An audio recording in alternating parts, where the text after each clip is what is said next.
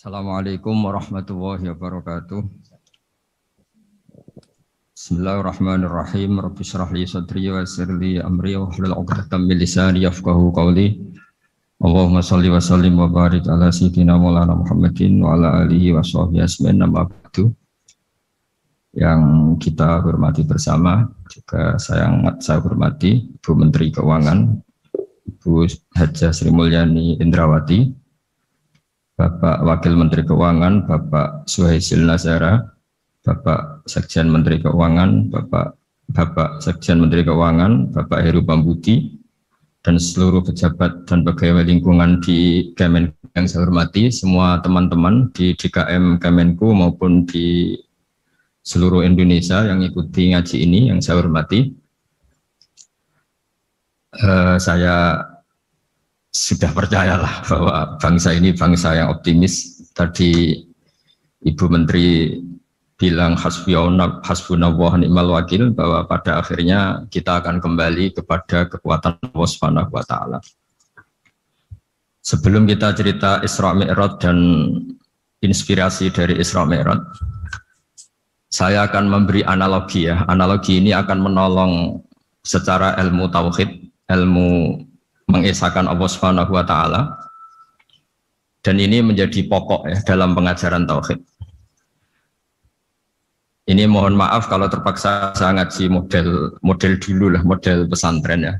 Tapi tanpa ngurangi rasa hormat, tanpa ngurangi rasa empati, rasa takdim saya.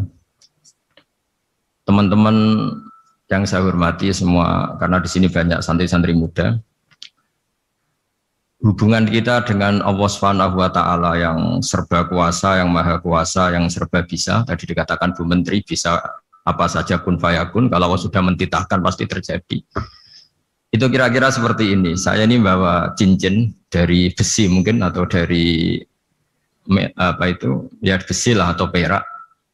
Yang jelas tidak emas ini karena saya cowok. Yang jelas tidak emas. Saya bawa kertas. Kalau Anda saya tanya, kertas ini sama cincin kuat mana? Pasti akan menjawab kuat cincin, karena materinya dari besi. Jawaban itu benar, tapi harus ditambahkan secara materi itu kuat cincin ketimbang kertas. Tapi Anda salah, harusnya menjawab ya terserah Gus Bahak, karena yang megang itu Gus Bahak.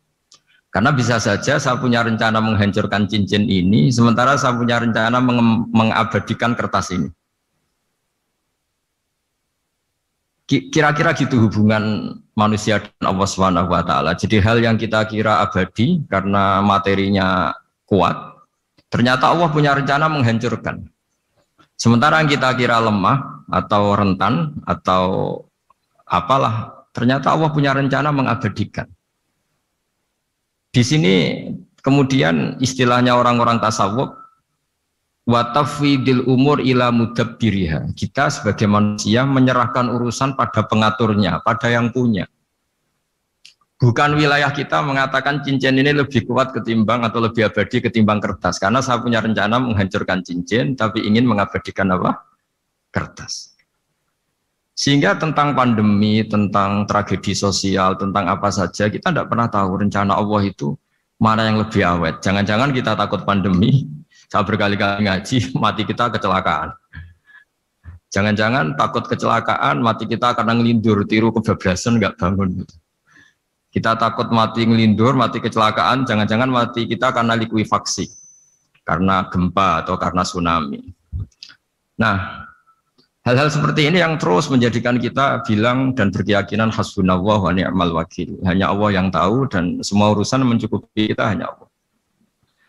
Tadi kata Bu Menteri, kita akan menghadapi ini dengan ilmu pengetahuan dan pengalaman. Oke, saya sangat setuju itu. Tapi lagi-lagi bangsa ini dan seluruh tren dunia itu kalau misalnya baru tsunami, ya semua orang ramai ketakutannya pada tsunami. Ilmuwan berteori bahwa tsunami siklusnya sekian tahun per sekian tahun. Nanti pas gempa juga gitu, pas likuifaksi juga gitu. Nanti kalau mudik mungkin ketakutan orang sama kemacetan, sama macam-macam lah. Takut kecelakaan laka di jalan dan sebagainya. Sehingga sebelum ngaji ini lebih jauh, pastikan bahwa tidak dalam wilayah kita mengatakan bahwa cincin ini lebih abadi, lebih awet ketimbang kertas. Tapi kita harus menjawab secara materi cincin itu lebih awet ketimbang kertas. Tapi secara hakikat ya terserah yang mengendalikan, terserah yang punya rencananya apa. Nah, di sini pentingnya ngaji. Karena dari ngaji itu kita akan kembali ke ma'rifatullah, ngerti Allah yang sebenarnya. Sebab itu di surat Isra disebut pada akhirnya ngaji itu apa? Subhanalladzi asra bi 'abdihi lailam minal masjidil haram ilal masjidil aqsa alladzi barakna haulahu. Tujuan akhirnya linuriyahu min ayatina. Bahwa Mi'raj itu hanya bagian kecil yang dingertikan kita betapa dahsyatnya kekuasaan Allah Subhanahu wa taala. Betapa tidak terbatasnya kemampuan dan kebisaan dan kudrahnya Allah Subhanahu wa taala. Makanya masih dikatakan min ayatina, itu masih sebagian kecil dari ayat-ayat kata Allah. Lalu dalam surat Kahfi diterangkan, ketika orang kagum dengan Ashabul Kahfi yang bisa hidup tidur dalam keadaan hidup 309 tahun atau Masehinya 300 tahun, kalau Hijriahnya 309 tahun. Itu mungkin kalau kita ilmuwan, ahli baksil ya, atau ahli apalah, itu mungkin lebih kagum tentang nyamuk. Saya berkali-kali bilang, andaikan kita sepakar-pakarnya, terus disuruh bikin nyamuk itu, nggak usah bikin nyata hidup, bikin patungnya saja. Nyamuk itu sekecil itu, kemudian punya jantung, jantungnya punya urat, uratnya punya kuman, kumannya juga punya urat. Bayangkan saja sudah tidak bisa.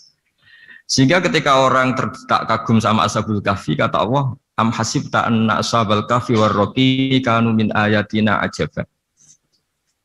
Apa kamu kagum tentang Ashabul Kahfi dan batu-batu yang dipahat di situ? Bukankah dalam kekuasaan kami ada yang selalu menakjubkan? Artinya, andaikan kita ilmuwan tentang embriologi, tentang hewan, tentang kuman, mungkin cerita tentang nyamuk itu lebih dahsyat ketimbang tidurnya Ashabul Kahfi yang 309 tahun.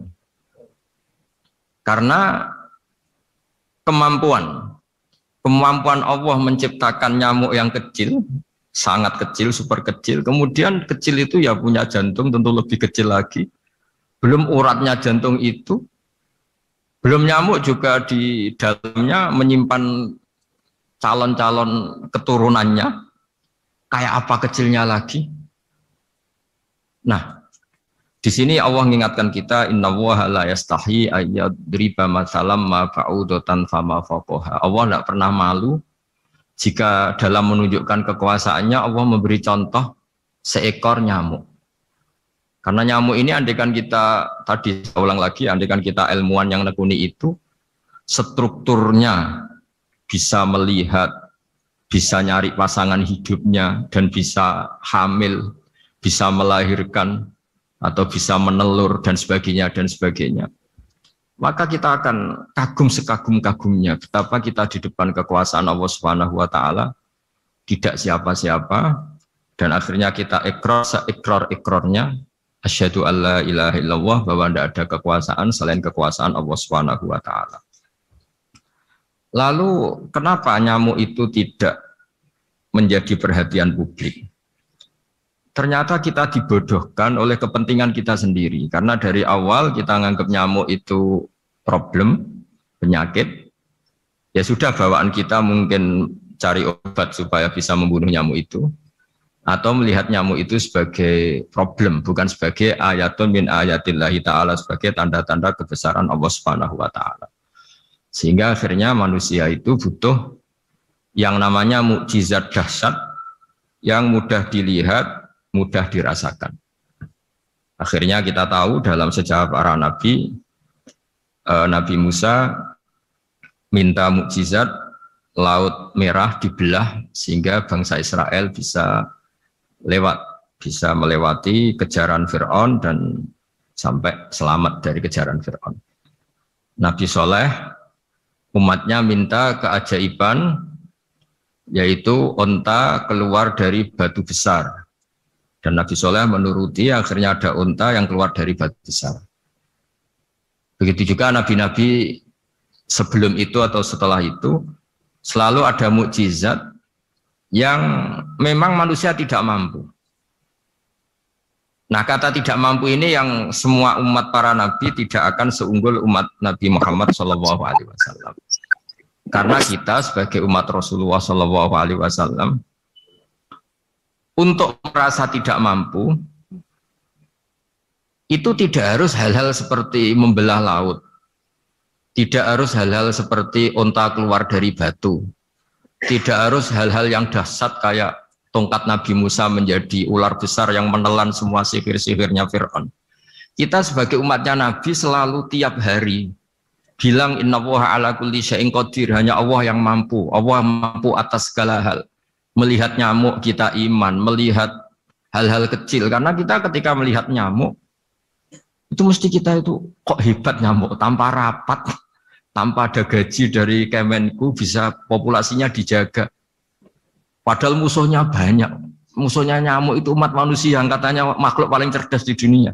Tapi tidak juga bisa menghabisi nyamuk. Mungkin mereka juga rapat terus untuk menjaga ketahanan populasinya.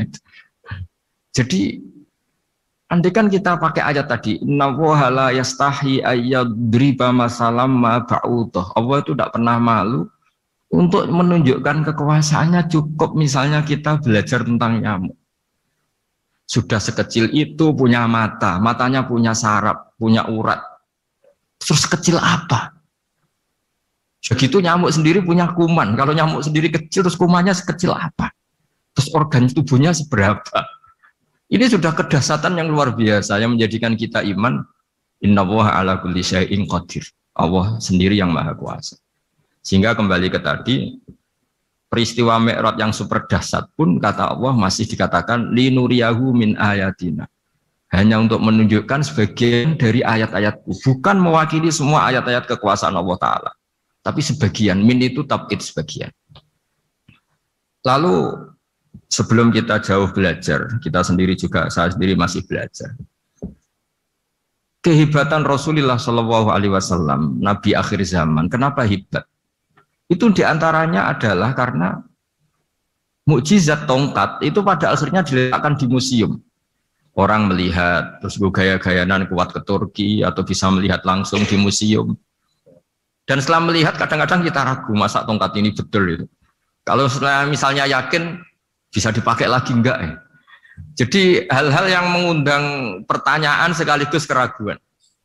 Beda dengan ajaran Rasulullah Muhammad SAW. Ketika Nabi cerita betapa kekuasaan Allah itu super dahsyat. Buktinya ya nyamuk tadi. Kayak apa susahnya bikin nyamuk? Sudah kecil, punya organ tubuh tentu lebih kecil, punya urat lebih kecil lagi, punya kuman yang lebih kecil lagi, dan kuman itu juga punya organ tubuh lebih kecil lagi. Itu mbok kamu tidak usah ke Turki, kamu hidup di kampung, di pedalaman, sudah menyaksikan Anallaha ala kulli syai'in qadir, bahwa Allah itu maha kuasa. Nah, ngaji bareng ya, ngaji seperti ini, saya termasuk kiai yang selalu berkampanye supaya orang ikrar seikrar-ikrarnya bahwa kita ini di tangan Allah Subhanahu wa taala. Saya kemarin-kemarin ngaji sama orang-orang Grab, juga barusan 3 hari yang lalu, 4 hari yang lalu ngaji sama teman-teman disabel atau difabel. Karena mereka kalau dibahasakan disabel nggak mau, tapi komunitas internasional minta dis pakai bahasa S, tapi kita di Indonesia pakai difabel. Akhirnya kita tahu, ternyata orang yang kita kira menderita karena fisiknya, ternyata kadang lebih bahagia. Karena Allah bisa mengalihkan pikiran untuk positif. Saya berkali-kali guyon di depan para tamu. Saya pernah punya tamu itu perempuan nggak cantik miskin lagi. Ini nyata ini, Gus doakan supaya suami saya kaya. Terus saya bilang, memangnya kalau sudah kaya ngapain itu? Ya paling tidak rumah saya diganti, mobil saya diganti. Tapi nanti akhirnya evaluasi Anda juga ingin diganti. Gitu. Karena setelah rumahnya mewah, pakai mobil mewah, pasti yang dievaluasi bukan rumah dan mobil, tapi Anda. Kok nggak pas ya, wajah gini di rumah saya gitu. Kok nggak pas wajah gini di mobil mewah. Akhirnya ibu-ibu tadi sudah aku nggak jadi. Jadi mungkin barokahnya pandemi itu nanti Ibu Menteri itu jadi kelihatan hebat karena ada pandemi kok Indonesia bertahan itu. Tapi kalau nggak ada pandemi kan ya biasa aja, memang normal. Gitu. Kiai juga gitu, diuji santri yang kadang beling, umat yang nggak jelas. Itu memang ujiannya. Kalau nggak ada ujian ya nggak keren.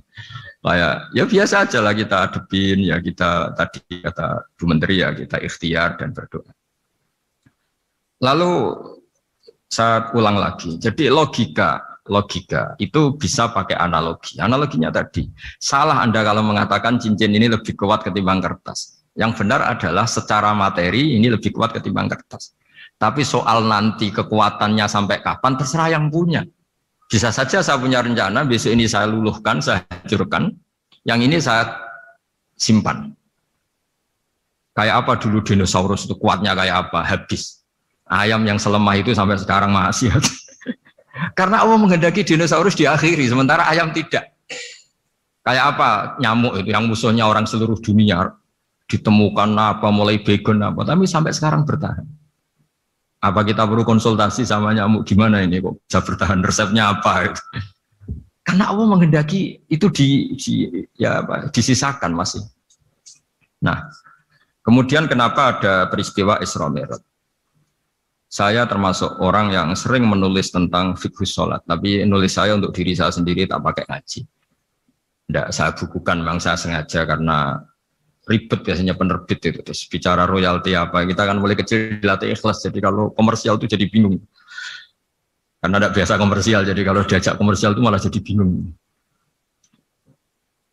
Nabi ketika Mi'raj ini yang jarang dikaji, sebetulnya kalimat-kalimat dalam sholat pertama Rasulullah Muhammad SAW ketemu Allah itu Nabi maju ini Jibril sebenarnya mau ikut. Karena Nabi bilang, ya Jibril jangan tinggalkan saya sendiri.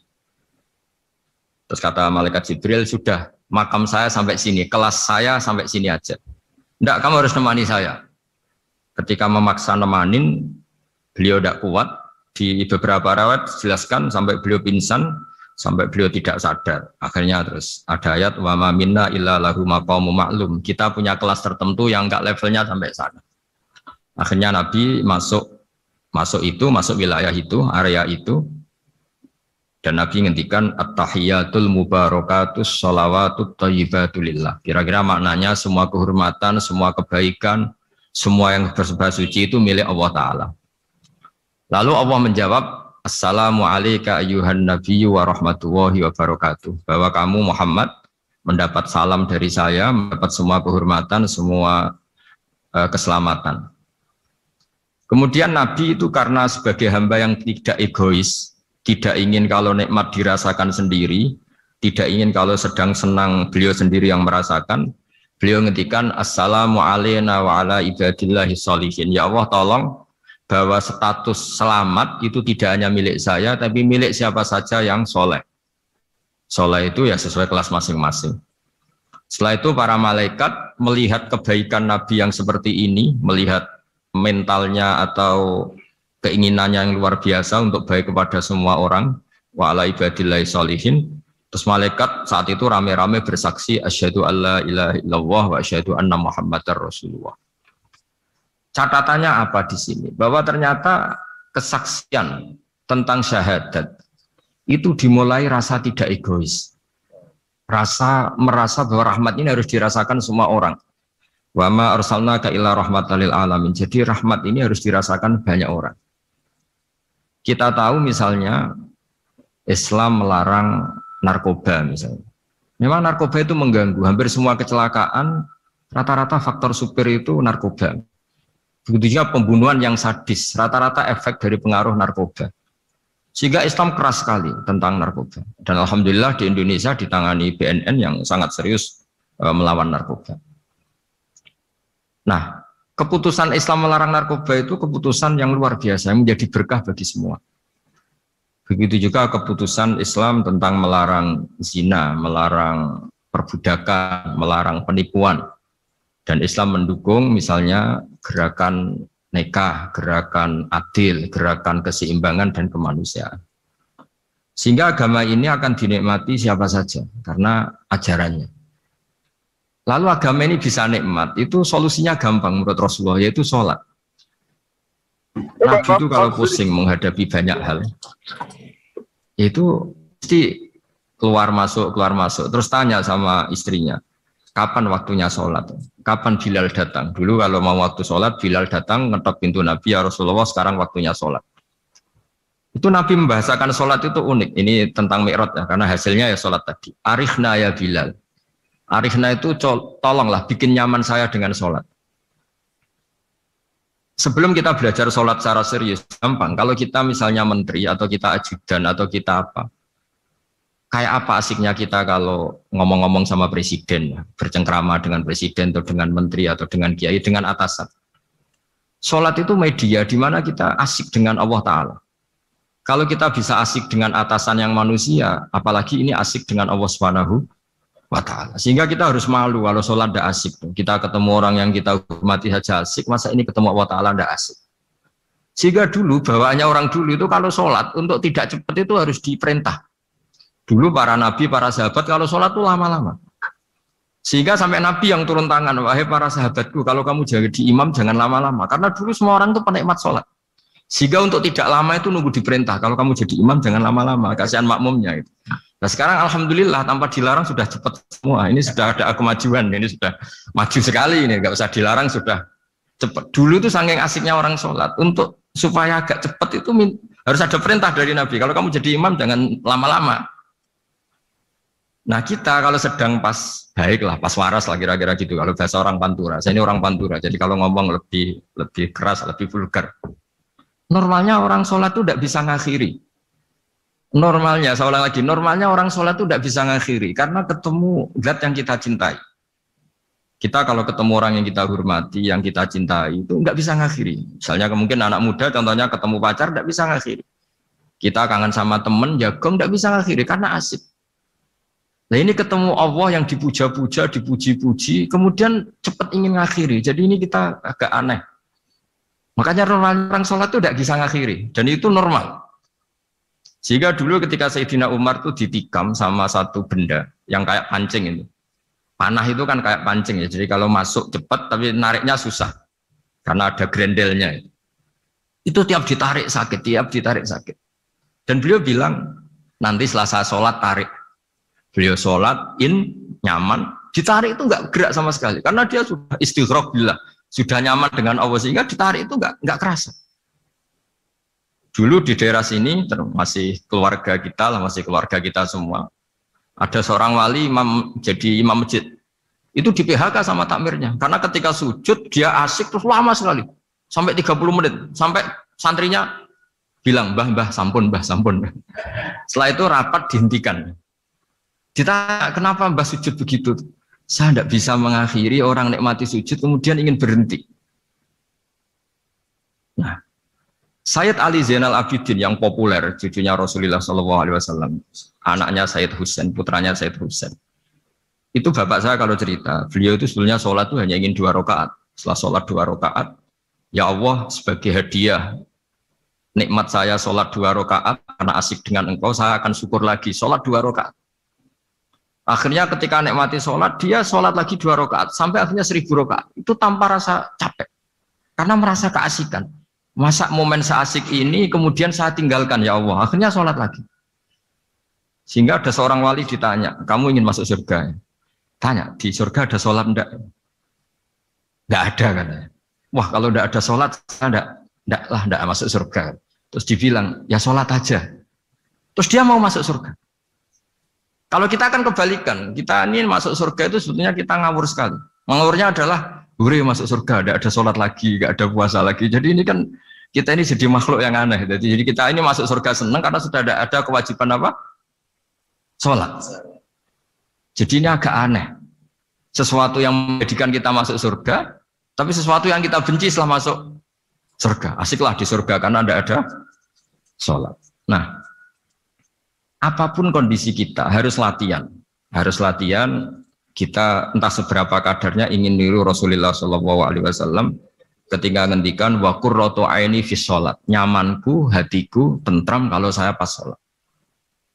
Sehingga tadi sudah saya katakan tadi, dulu itu untuk menghentikan sholat itu susah. Sampai Rasulullah sendiri yang merintahkan, "Hei para imam, kalau sholat jangan lama-lama." Kalau sekarang, andai kan Nabi hidup di zaman sekarang, pasti tidak ada pengumuman itu. Karena semuanya sudah cepat. Malah super kilat itu. Ada yang terawih 20 rakaat hanya berapa? 8 menit dulu. Itu kan 7 menit itu. Nah kalau sampean tanya saya, kenapa sholat begitu asik? Yaitu tadi kita diajari analogi. Analogi itu ya kias. Jika kita bisa asik ngomong sama orang yang kita cintai, bisa orang tua, bisa anak, bisa cucu, itu rasanya mengakhiri itu nggak bisa. Karena bawaannya asik. Gitu. Apalagi ini kita munajat, bercengkrama dengan zat yang kita butuhkan sebelum kita ada, sampai setelah kita ada, sampai setelah kita tidak ada. Kita semua akan hasbunallah wa ni'mal wakil. Sehingga dulu bawaannya orang dulu itu, saya cerita sedikit, ada orang mau meninggal, namanya Umar bin Abdul Aziz, itu Khomisul Khulafa, orang yang terkenal adil. Ketika mau meninggal, senangnya bukan main. Ditanya, kenapa engkau senang? Memangnya kalau saya mati mau kemana? Ketika saya hidup dengan segala nikmat itu ya karena Allah Ta'ala. Saya nanti mati ke zat yang sama. Dikelola oleh zat yang sama, yaitu Ar-Rahman Rahim. Dulu saya disayangi Allah, paling setelah mati juga disayangi Allah. Karena yang jadi Tuhan setelah mati, Tuhan yang sama ketika di dunia, yaitu Rahman Rahim. Cerita legenda yang lebih dasar dari itu, masyhur itu Jalaluddin Ar-Rumi. Ketika dia mau meninggal, semua muridnya nangis, beliau marah. Kenapa kamu menangis? Ya karena guru mau meninggal. Kamu itu ngawur sekali. Saya ini sudah lama menunggu hari seperti ini, bisa ketemu zat yang saya cintai, malah kamu menangis. Ayo kamu nari sebagai pesta kematian saya. Tapi ini nggak bisa ditiru ya, karena kalau kita niru, nggak usah dilarang juga nggak bisa niru kayak gitu. Cuma saya maklumatkan jangan ditiru, meskipun nggak usah dilarang juga nggak akan bisa niru. Sehingga orang-orang dulu itu bawaan kalau mau kabundut itu ya asik. Rasulullah Shallallahu Alaihi Wasallam ketika mau wafat, intaqala ila rafiqil a'la, itu ditanya sama istri-istrinya. Lalu engkau mau kemana? Kata Nabi, sebelum sekian hari, beliau setiap khutbah ngendikan, ini ada hamba yang disuruh milih Allah antara di dunia dan bertemu Allah. Kalau kamu jadi hamba itu milih mana? Di dunia yang penuh problem ini, apa milih ketemu Allah yang Rahman Rahim? Yang hubungannya dengan kamu itu ngasih dan ngasih. Kamu tidak mungkin kan hubungan dengan Allah memberi, kamu bisa apa? Kita hubungan dengan Allah pasti hanya mendapat. Dikasih nyawa, dikasih oksigen, dikasih bumi tidak bayar, dikasih air juga tidak bayar. PDAM dikelola siapapun bayar, oksigen di rumah sakit bayar. Hubungan kita dengan Allah tidak pernah bayar oksigen, tidak pernah bayar sewa bumi. Punya kolam renang laut seluas itu ya tidak pernah bayar. Udah gitu kolam renangnya menghasilkan ikan. Kalau kita kan semuanya utang jasa sama Allah, dan reputasi Allah itu dengan kita hanya memberi, tidak pernah meminta. Akhirnya hubungan-hubungan inilah yang menjadikan terus semua sahabat jawab, ya kalau kita jadi hamba itu pasti milih Allah lah. Jadi Nabi itu saking pinternya orang, supaya orang siap dengan keberangkatan beliau itu dibikin satu taksis, satu apa ya, kalau orang Jawa bilang itu dikai persemon, dikai mukaddimah, supaya orang-orang itu siap kalau Nabi ngendikan. Kalau kamu seorang hamba disuruh ketemu Allah sama hidup di dunia yang fana ini, milih mana? Ya milih ketemu Allah. Ketika akhirnya Rasulullah wafat, ternyata orang itu adalah Rasulullah. Ya akhirnya sahabat bilang, ya iyalah masa dengan kita sama Allah milih ketemu kita, pasti milih ketemu Allah. Nah, sholat itu mi'rajul mu'min, sholat itu adalah cara seperti itu. Kita manja dengan Allah meskipun dengan segala problem, ketika i'tidal kita tetap memaklumatkan Rabbana lakal hamdu mil'us samawati wa mil'ul ardi wa mil'u ma syi'ta min syai'in ba'du. Engkau zat yang selalu layak dipuji di langit maupun di bumi. Dan langit bumi ini karena terbatas masih ditambahi wamil umasyi tamin seimbadu. Dan seluas apa saja engkau kehendaki. Apapun hebatnya langit bumi ini tetap terbatas, ada ruang dan waktu. Makanya ditambahi wamil umasyi tamin seimbadu. Dan segala puji ini memenuhi semua yang engkau kehendaki. Saya berkali-kali bilang kalau hubungan dengan Allah nyaman, caranya gitu. Kalau kita sakit, bayar oksigen. Kalau kita butuh air, bayar PDAM. Allah itu tidak pernah nyuruh kita bayar. Apa saja hubungan dengan Allah. Nah, sholat itu maklumat bahwa kita apapun problemnya, alhamdulillah rabbil alamin. Kita maklumatkan terus bahwa kita bersyukur. Lalu kita Rabbana lakal hamdu. Makanya saya sering kalau disuruh Gus doain supaya pandemi cepat berlalu. Saya ini kan kalau kiai ya. Kiai itu apa ya? Saya pernah di Jogja pas gempa. Ya orang-orang ya susah. Saya ini caranya susah saja sampai tidak tahu karena bukan karena sombong ya, karena ya mau apa gitu. Memang nggak bisa apa-apa kan kita manusia. Jadi saya mohon sholat ini jadi media yang luar biasa. Jadi di antara makalah Imam Syafi'i paling terkenal itu fasihan idama kana fi dzikri rabbih wa fi ma siwahu kana fin nasi ajama. Orang baik itu orang yang fasih. Fasih itu lantang dan cerdas dan vulgar dan nyaman ketika ngomong tentang Allah. Sholat itu semua hubungan kita ngomong dengan Allah. Misalnya kabira walhamdulillah katsira. Hanya Engkau yang maha besar ya Allah. Orang yang katanya terkuat di dunia karena presiden superpower misalnya. Nyatanya waya mati ya mati. Kalau nggak makan lemes. Jadi orang kita sadar. Yang katanya orang terkuat, paling hebat. Kalau nggak makan lemes. Artinya ternyata hanya sekuat itu. Dia bisa instruksi seluruh dunia misalnya untuk apa ya. Tapi coba apa dia kuat nggak makan 2 hari. Makanya hikmah puasa itu orang tahu. Ternyata makhluk yang paling mulia itu manusia. Kalau nggak makan nasi 1 piring itu ya mati. Berarti hidup nasi sama manusia. Nanti kalau nasi bilang, saya tidak butuh kamu. Tapi kamu butuh saya. Itu habis kita sudah. Makanya ketika ada orang yang mempertuhankan manusia, itu Allah cara menafikan itu hanya bilang, kana yakulani to'am. Yang kamu tuhankan itu makan. Hanya makan itu kalau dia tidak makan lemes. Jadi kiai itu atau manusia-manusia yang dekat Allah al-afillah itu ketika mengatakan kabira walhamdulillah katsira subhanahu wa bukrata wa asila itu kelihatan. Makanya Quran kalau mencibir kita, falola in kuntum ghaira madinin tarji'unaha in kuntum shadiqin. Kalau kamu merasa dikjaya, mbok jangan mati, mbok jangan tua. Sudahlah hidup terus. Dikjaya kok mati gak keren. Orang top kok mati itu gak keren. Jadi Allah cara gojlek itu ya sudah lah. Kalau kamu hebat jangan mati gitu. Nah sholat tuh mengingatkan itu terus. Sampai kita bilang inna sholati wa nusuki wa mahyaya wa mamati lillahi rabbil alamin. Gusti saat ini saya ikrarkan hidupku matiku semuanya terserah Engkau. Nah lagi-lagi tadi ketika kita bilang cincin ini lebih kuat ketimbang kertas, Anda salah. Karena itu hanya secara materi. Kuat tidaknya terserah yang mengendalikan. Karena saya punya rencana menghancurkan cincin ini, besok mau saya lebur, sementara saya mau mengabadikan kertas ini. Nah, disinilah terus kita diajari misalnya di surat Yasin yang populer, Allah itu siapa? Allah itu subhanalladzi biyadihi malakutu kulli syai', yang mengendalikan semua sesuatu. Makanya sholat itu menjadi penting. Saya sendiri termasuk orang yang jarang imami ya, saya selalu jadi makmum. Jadi andekan Mas Zakaria di sini saya juga makmum. Cuma keren saya kayaknya meskipun saya makmum. Karena saya kalau makmum itu bisa ingat Allah terus. Kalau imam itu enggak jaga image. Karena malu kan. Misalnya di masjid kementerian terus sholatnya kok cepet nanti dikira enggak ustadz betulan itu. Kalau ulama ternyata banyak urusan jadi banyak berpikir gitu. Tapi alhamdulillah ini barokahnya ngaji terus apa ya? Ya hasilnya mi'raj itu ya sholat itu. Sholat ini spesial karena tadi saya bayangkan itu di surga gak ada sholat itu ya terus wopo itu gak asik.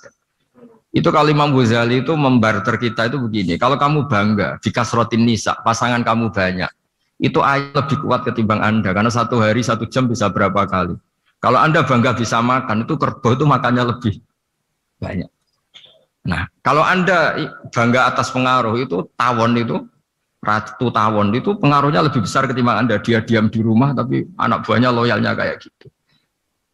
Artinya kalau manusia bangga itu apa? Ya dengan sholat tadi ini karena satu ibadah yang enggak tertandingi oleh makhluk yang lain. Apalagi dalam sholat itu ada semua gerakan yang mewakili semua ibadahnya malaikat. Malaikat itu ada yang ibadahnya berdiri terus, ada yang rukuk terus, ada yang sujud terus. Dan sholat itu mewakili semua itu. Juga mewakili sosial karena setelah sholat kita bilang assalamualaikum warahmatullahi wabarakatuh, bahwa keselamatan ada di kanan dan kiri.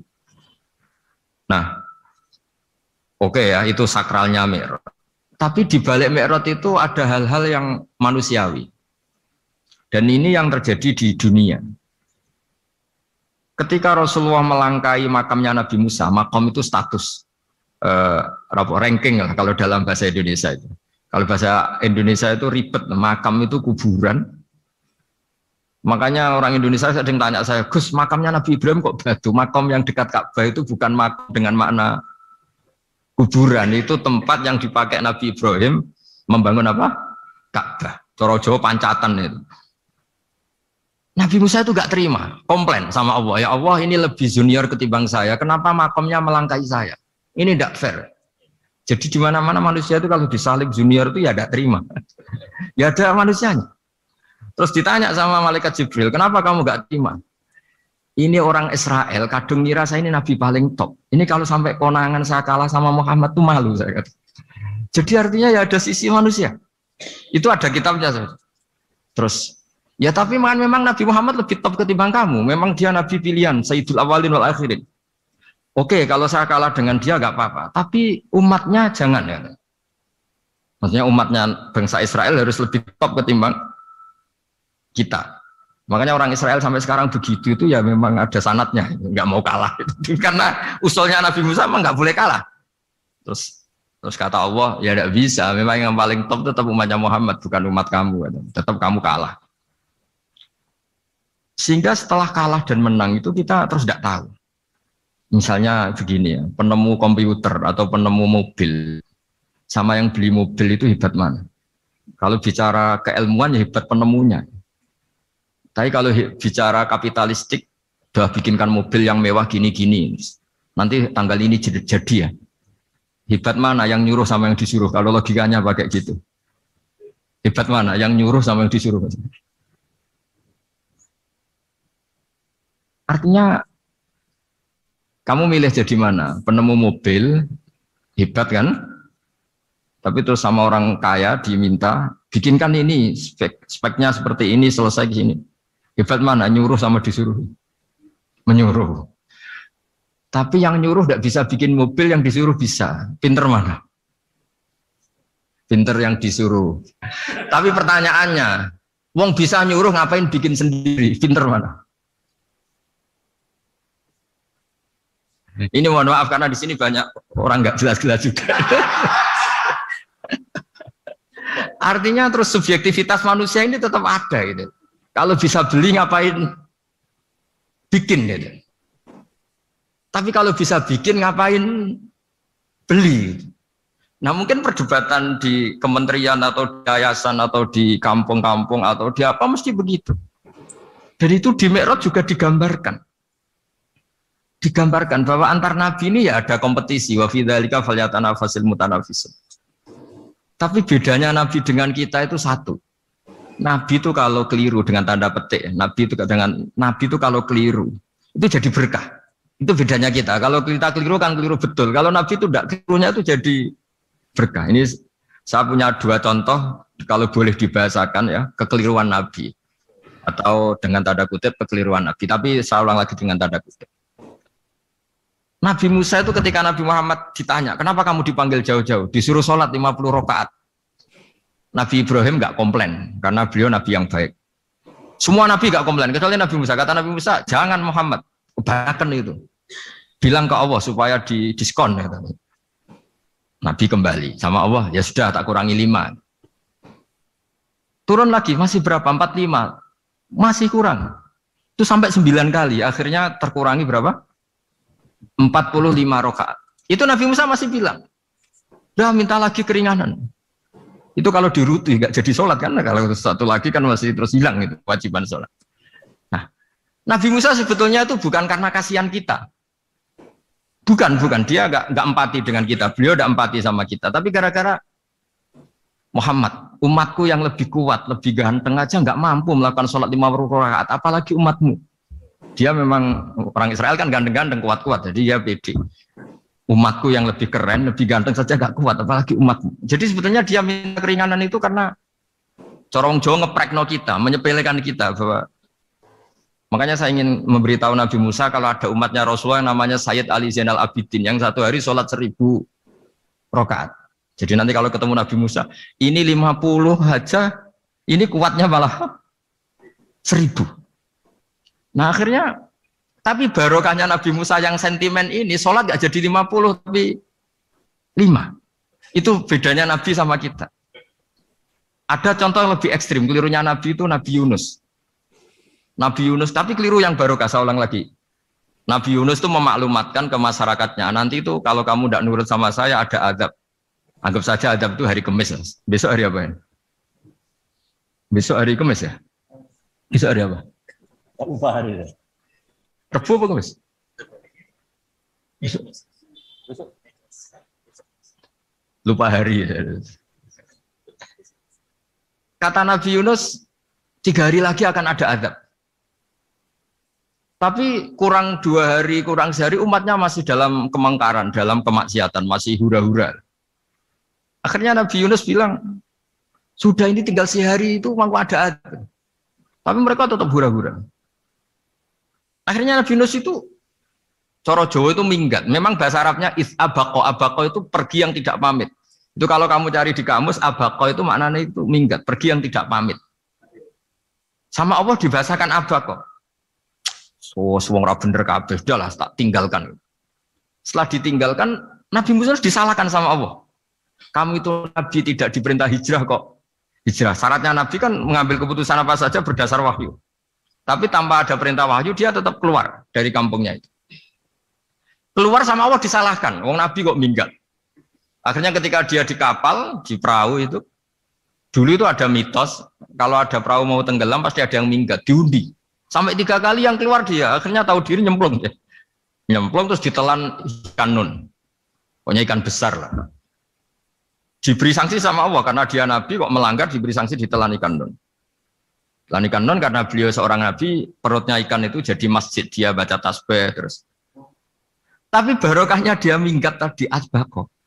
Akhirnya 1 hari itu mau ada azab besar itu orang-orang nginceng rumahnya dia.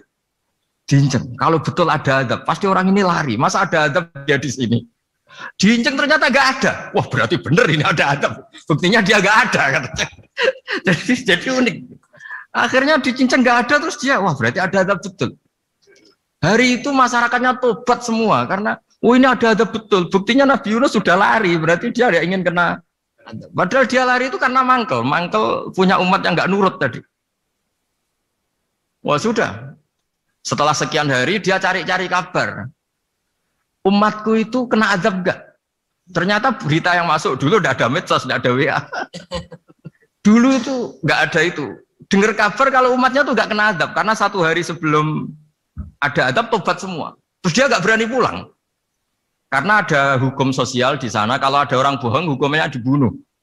Berarti terus beliau berpikir, saya tidak kebohong, katanya ada azab kok. Masyarakat saya baik-baik saja. Akhirnya setiap ketemu kaumnya dia lari karena takut dibunuh. Ternyata kaumnya sudah iman semua, mau ngejar dia dijadikan imam.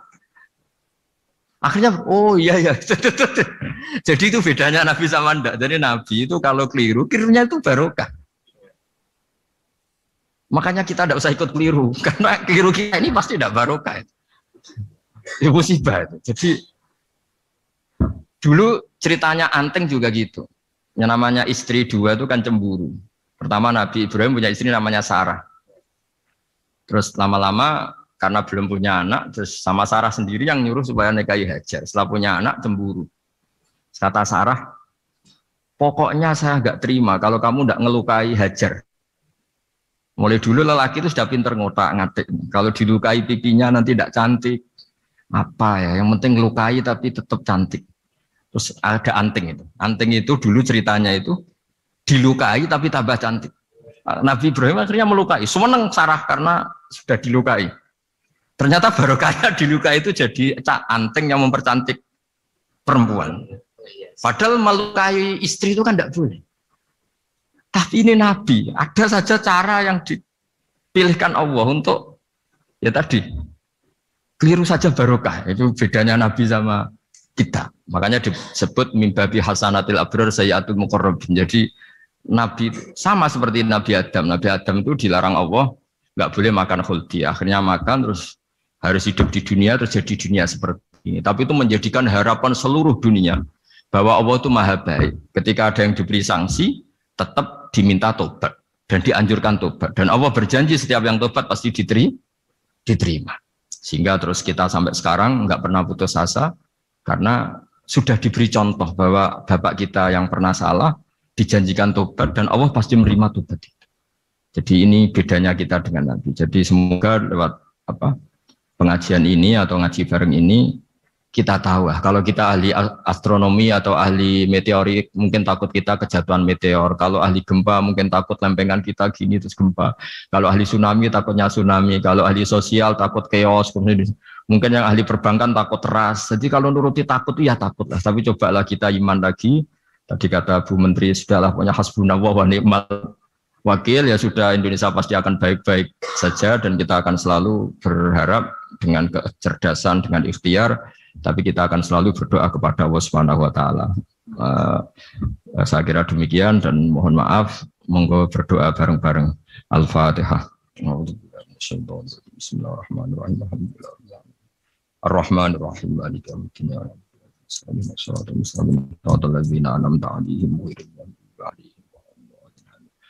Bismillahirrahmanirrahim. Nahmaduka ya wali wa hamidu wa salli wa sallim wa barik ala sayyidina Muhammad wa ala alihi wa barik wa sallam asma'in. Wa salli ala anbiya'ika rusulika asma'in. Allahumma ij'alna ya wa ahla baldatina aminina mutmainnina alladziina la khaufun 'alaihim wa la hum yahzanun. Waj'alna salimin wa nimin mu'afin min kulli bala'in dunyal akhirah. Waj'al ya Allah salamatana salamatan yusla biha kitabukal karim. Wa salamatan ya Allah nazkuruka katsiran fi sholatina wa siyamina ya Allah. Wa taj'alana ya Allah mimman ya'buduka mimman yarjuka mimman yakhafuk. Allahumma ya ij'al hadhil baldatan thayyibatan mubarakah baldatun thayyibat wa ghafur bi haqqi tatabi alaika wa na'maika ya Allah. Wa nahnu nasku ilaika ya Allah du'fana ya Allah wa qillata hilatina fa adrikna ya Allah daiman wa fi kulli hal bi alaika wa na'maika hatta nakuna ya wa salimin mu'afin min kulli bala'id dunyal akhirah. Rabbana atina fid dunya hasanah fil akhirati hasanah wa qina adzabannar. Sallallahu alaihi wasallam Muhammad sallallahu alaihi wasallam. Subhana rabbika rabbil izzati amma yasifun. Alhamdulillah.